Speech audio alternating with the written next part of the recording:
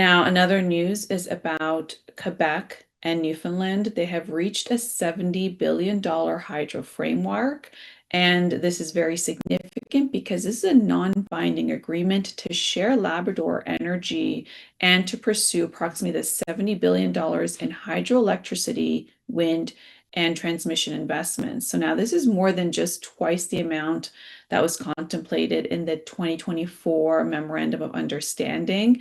Now, this project would include new hydro, wind, and transmission infrastructure in Labrador.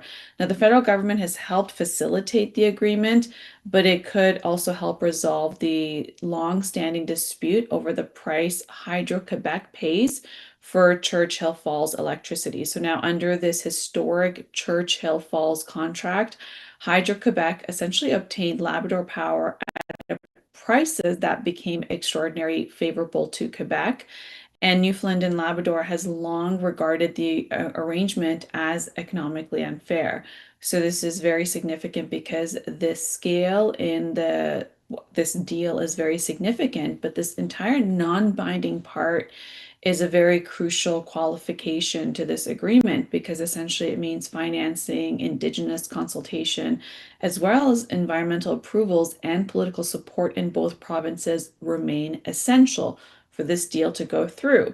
And while there's also another issue that could be the Quebec elections that could also complicate this hydro agreement.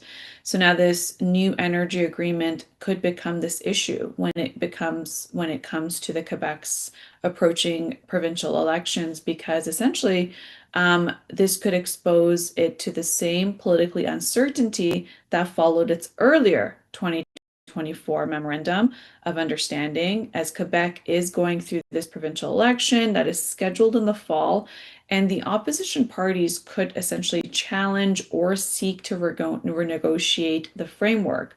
So this deal could unlock new major electricity exports. It also may strengthen Canada's leverage when it comes to trade negotiations with the United States. So therefore, it's critical that regardless of the Quebec election results, that this deal goes through because of how it impacts its relationship with the United States.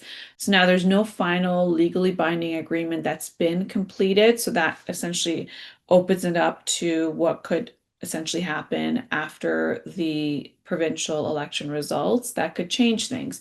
So now this major interprovincial energy agreement frequently essentially spans multiple governments and decades, right? So you had the MOU many years ago, and this essentially leaves it vulnerable for elections and leadership changes and regional disputes. So this is very significant because Ottawa may view expanded hydroelectricity as a strategic export asset, and also presented as an agreement that could bring leverage when it comes to its negotiations with Washington. It's got one now. It's going to go into an annual review on CUSMA with the United States. So it's very significant in terms of how Ottawa is also going to navigate around the two provincial sides on this significant agreement.